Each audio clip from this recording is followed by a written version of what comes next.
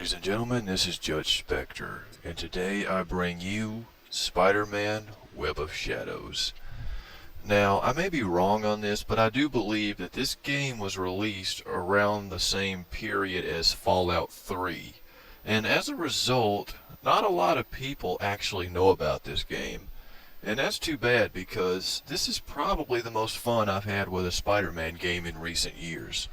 Now, the best Spider-Man game ever made is a topic that's pretty much open to debate. A lot of people will say it was Spider-Man 2. Some people will say it was the original Spider-Man game on the PlayStation 1.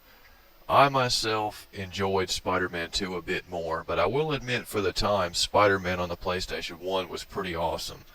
And I think the same about the follow-up, Spider-Man 2 Enter Electro, and I don't often hear a lot of talk about that, probably because they're so similar.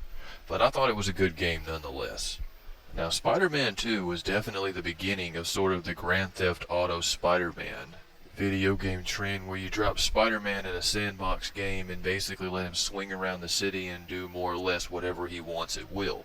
And the game itself followed the plot of Spider-Man 2 the film, which it was released alongside of. And if I remember correctly, it actually broke off from the story of the film and actually had several other villains that weren't in the movie. And the follow-up to that, Spider-Man 3, I didn't play because I really hated the film it was based on, and I didn't expect anything more than what was given in Spider-Man 2. And Ultimate Spider-Man I did play, but I was never a fan of the Ultimate Spider-Man rewrites where they basically rewrote the origins of a lot of characters. I really didn't like that very much, and so my enjoyment of that game was diminished to a certain degree, but it was still pretty good nonetheless. And you actually got to play as Venom, which is a nice bonus. And when I actually went into this game, I went in not really having any expectations because, quite frankly, I had heard nothing about it. I mean, it was almost a ghost of a video game. And when I picked it up, I must say I was pleasantly surprised. Now, the storyline of the video game picks up with Spider-Man facing off against Venom, and during the course of the battle, part of Venom's symbiote suit breaks off and jumps on Spider-Man, and Spider-Man gets his old black symbiote suit back again, which in turn actually introduces, for the first time that I can recall in a Spider-Man game, morality choices. Because Spider-Man now has the symbiote suit back again, you're faced at certain points in the game with red suit choices and black suit choices. And depending upon your decisions, the game will end in one of 4 different ways, I believe. So there is definitely some replay value to be found in this game.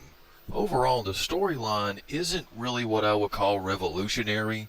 It's basically a symbiote invasion is taking over New York because Venom has somehow learned how to copy his suit onto other people.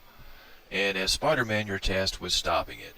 The story definitely doesn't feel very original. As a matter of fact, it kind of feels halfway like a rehash of what was done in the original Spider-Man game on PlayStation 1. Sort of the whole symbiote invasion thing, so it's not terribly new, but I thought it was presented well enough, so it gets the job done.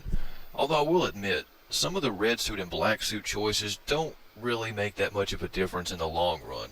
As a matter of fact, there's only a few instances where choosing one thing over the other actually makes a big difference.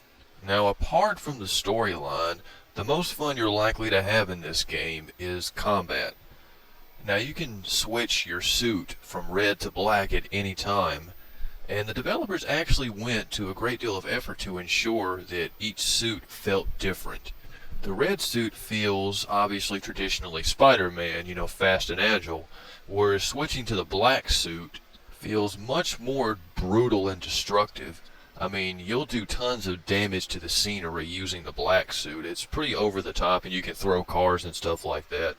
It would have been easy to just make the black suit completely overpowered when compared to the red, but they actually balanced them both out pretty well, so each one excels in different areas, so you'll have just as much fun using one as using the other one likely. Especially after you start upgrading them. With each upgrade, the combos in each suit become increasingly spectacular and pretty fun to watch. Now, apart from combat, swinging around the city is more or less just as fun as it was in Spider-Man 2 and controls just about as well. Now, the problems I had with this game come in the area of targeting and camera work. By clicking down a button, you can lock onto a target, and by moving the right analog stick, you can switch back and forth between different targets. The problem is that the right analog stick is also what you use to rotate the camera with, and a lot of times it just spazzes all over the place and locks onto targets on another street block, which is very annoying and makes playing aerial battles almost impossible at points.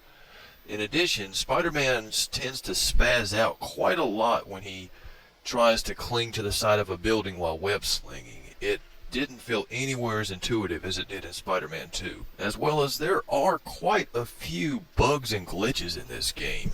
Now, sometimes key enemies and items which you will be required to either defeat or obtain in order to complete missions won't load in properly, and you'll actually have to restart the game or reload your previous save in order to get this to work. As well as I've come across disappearing enemies. Literally, you'll be in the middle of an aerial battle and suddenly your enemies will just completely vanish. There will be disappearing civilians, disappearing cars, you'll fall through the level sometimes. It's a mess, and most of these glitches seem to occur more frequently in the third act of the game when things are pretty crazy and it's pure chaos around the city, and you can tell the game really kind of stutters a little bit under the weight of so much going on. And it's also worth noting that during this period the frame rate also tends to take a nosedive and it gets pretty choppy. All in all, I would have to say that this game certainly wasn't perfect, but it was probably the most fun I could say I've ever had with a Spider-Man game. With a combination of a pretty good story mode, fun combat, and fun web slinging, this was definitely a very worthwhile experience. And if you have the opportunity to pick this game up, I would recommend it. If you're able to look past some of the problems it has, I'm pretty sure you'll end up enjoying it because it's a very good game in my opinion. Not perfect, but very good nonetheless. Now, considering that this game wasn't really a tremendous hit, I don't think that there will be a sequel. And I don't really want a sequel to this game anyway because I don't think that you can truly do a sequel to a game that has 4 different endings without stepping on somebody's decisions.